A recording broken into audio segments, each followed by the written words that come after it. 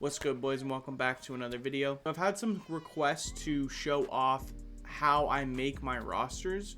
There's actually two ways you can do it. I only do the one way, but I'm going to show both ways because some people like to do the other way and some people don't. Just going to show two steps on how to make current rosters to help you with your realistic rebuilds. And I want to give a shout out to K-Dog. He suggested this. I honestly didn't think that I didn't really think people wanted a video on that, but people have been asking, so let's make a video. So this is step one on how to do it. This is how I do it. I'm going to show off the way I do it first. So you go into here and you create a new franchise, and I'm going to use a real life roster. So then when this pops up, you can go all the way to the Super Bowl, and you have the updated rosters to the end of the Super Bowl. And for right now, I'm going to be doing the Washington Commanders because they will be my next rebuild. And then make sure, just in case it's not set up right, make sure you change it over to coach, and you're just going to use, you're going to create a coach. For this, it's asking me to make a coach because one of the coaches, I'm guessing, got fired during the season. So I'm just going to make a random coach. It honestly does not matter. And then these are my settings. I like to use just 15 minutes sim times. I don't know why. It's like the most realistic, like if you're going to sim through all your games, might as well do 15 minutes because that's the length of an actual NFL game. And then all of these I don't touch. And then I turn off tutorial pop-ups because like I already know what to do.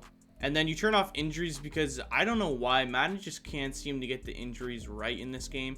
You put on the injury, and you even turn down the slider to 1, you won't get any injuries. But the moment you turn it up to a certain amount, it'll just go crazy with injuries, which is really annoying. And then also I find that progressive fatigue is kind of annoying too, so I turn that off. That's all for the settings here.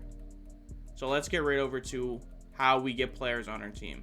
In order to get the proper draft class, usually I just download from the Madden share. They actually have some pretty good draft classes on here, and I try to stay up to date with them because you can see when it's been added, and then it'll tell you when it's been added. So recently this one has been updated on the 3rd of April, so I actually think I need to download this file again. So yeah, once in a while you need to go and check to make sure your draft's been if your draft was updated or not. And then when it's finished downloading, you should have everyone here, which is really nice. Now we got the draft done. We're going to now re-sign players. And for this, I usually just search up whatever team I'm rebuilding. And I search up, so for instance, it would be Commanders off season. And usually it's ESPN that pops up first. I honestly don't mind. They actually just, I would rather use the roster transactions because it tells you by date what happened. So for instance, April 2nd, 2024, they signed Mykal Walker. Used to be on the Falcons, damn. And it'll give you like a play-by-play, like not fully what they did. So if you do want to check out their contract details, some of them won't have full contract details, some of them will. So do with that what you must. So I like to start off, if you're looking through the transaction dates, I like to start off from the 1st of March because that's when everything kind of started to get going. So it says for the Washington Commanders, they released their left tackle, Charles Leno Jr., and we're going to release him too. They also released Logan Thomas, so we're going to release him too. And they also got rid of center Nick Gates. And then kind of just go over, make sure you have everyone. And I like to just generate best lineup to make sure there isn't guys like missing. Like, look, there we go. There's one that was missing because sometimes they'll be injured. So they'll put them back, and then once you generate the new lineup, they should pop right back up. Yeah, so after looking through all the re-signed players, Washington looks like they mostly let everyone walk. Wanted to start off fresh in the free agency market. So sometimes you can get lucky, and some of the guys that you're looking for will be on the market. So our first guy we're going to look for is pretty obvious. It's Jeremy Chinn. What a nice pickup from them. Should be a good player for them. So it says that Jeremy Chinn signed a 1-year deal, $4 million, and including a $2 million signing bonus, 3.4 guaranteed. So you can honestly do whatever you want. I always try to make it as realistic as possible, so I always try and get their contract to as close as it should be. So if they sign for 1 year, $4 million, you put in the salary 4.1 million. But say if they sign for more than that, so say if they sign a 4-year, $50 million year. To get this actual salary number, you're going to divide however much they're making,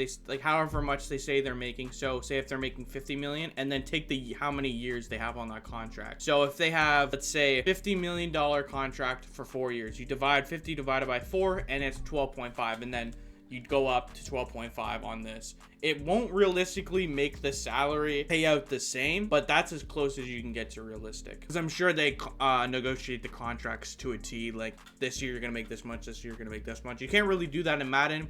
The only way you can kind of do that is if you push back the money they make every year, because they don't decline pushing back money. So let's get this done for Jeremy Chinn. And he was getting a signing bonus of 2.3 million. So we'll do that. If you're not going to be able to get him, there's no point of trying to make it realistic. Just try and get the player, because there's no point of trying to make it realistic and then just you're not able to get the player. And that's it for the player side, boys. So I'm going to keep repeating this process for every player that was signed. If you're also having a hard time finding players, you could also use the Madden database and then search them up to make sure you're looking at the right position. Because I know in the ESPN transaction list, they don't put down their actual like real life position. They just put guard, tackle, or defensive end, stuff like that. But I try and make sure to get everyone that I can, because sometimes those players can get lucky and get like a star dev upgrade and then somehow become the best player on your team. Most of the lower overall guys you can get on super cheap 1-year deals. Honestly doesn't matter. If you want to make it as realistic as you can, make sure you go out and get those 66 overall guys. But for me, if it's going to be hard to get them, I'm not going to put any effort in towards it. But if they're in free agency, I'm going to pick them up.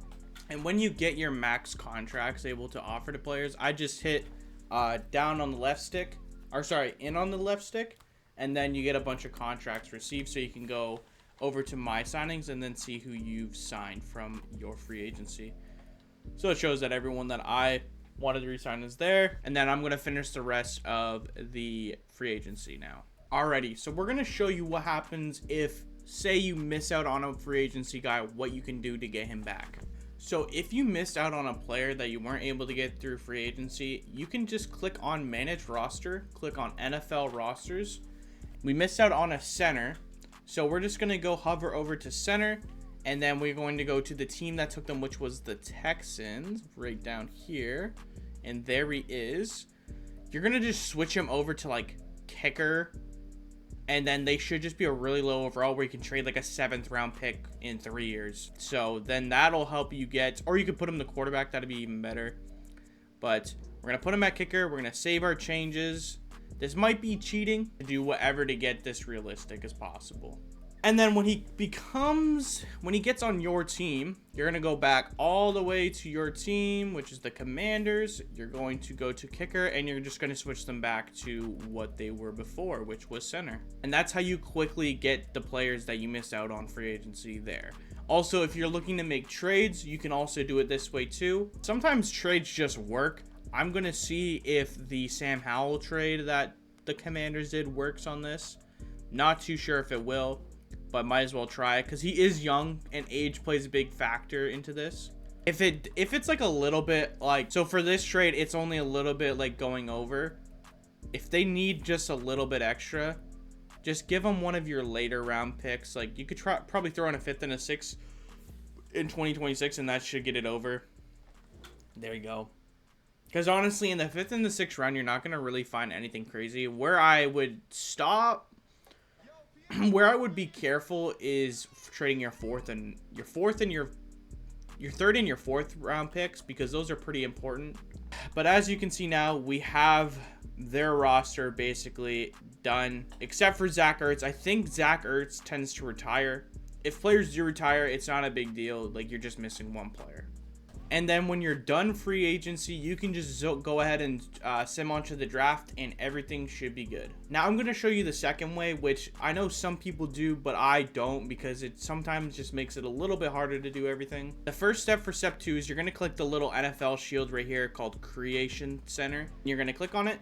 And when you click on it, you're going to click Share and Manage Files. You're going to download community files, and then look for updated rosters. Usually they'll tell you, you're going to go over to rosters. It just takes a second to load, and then it should give you there. You can actually find a bunch of rosters. Like, you got college rosters, you got Legends rosters, you got Hall of Fame rosters. Then it explains down into the description what is it is in. The best one's probably this one, whatever has the most downloads and whatever is the most updated. This one says it has the Stefan Diggs trade, which is really good. So then you're going to select it, you're going to download the file, and if you already have the file, you're going to have to overwrite it because you don't want to have an old file because that one's not updated. And then when it's done, you're going to click out of this and you're going to load and delete files. You're going to go over to roster and then you're going to click on this roster, the Madden 25 roster update, and you're going to click yes. When the file loads, you're going to go back over to franchise, and when you get back over to franchise, you're going to click create league, but instead of doing real life roster, you're going to use active roster. So what that will do is use the active roster you actually have loaded up. It will take a little bit to load up because you're entering 3,000 players, so it'll take a bit. And then after that, it all should be updated. See, Saquon Barkley is now on the Eagles. You got Austin Eckler on the Commanders. We're going to click into the Washington, and then obviously use the same settings I used before. It doesn't matter, whatever you want to use. Now at this step, since the draft hasn't actually gone through yet, this is a little bit of where the step is like, I don't know if I should use this step. This is why I prefer step 1 much better until the draft hasn't started, is because you won't be able to do the draft until the whole season's over, which means the players that you have most likely will either retire or digress. If you have older players, it's not a big deal if you have younger players, but it kind of just throws everything off for a loop. So with this step, you're going to just sim to the end, and yeah, I don't really use this step, so I wouldn't suggest it until the draft is actually done. Then you can actually use it. The only thing with this step is that it gives you last year's schedule. So if you want more realistic, the first one's probably better, but the second one will probably be the one I use when the draft's over. Yeah, boys, that's the end of the video. It's up to you which step you do want to use, but honestly, I would suggest the first one. And if there's any more helpful content you guys want out about making realistic rebuilds, just let me know. Let me know in the comments below. Appreciate y'all for watching. I'll see you in the next video.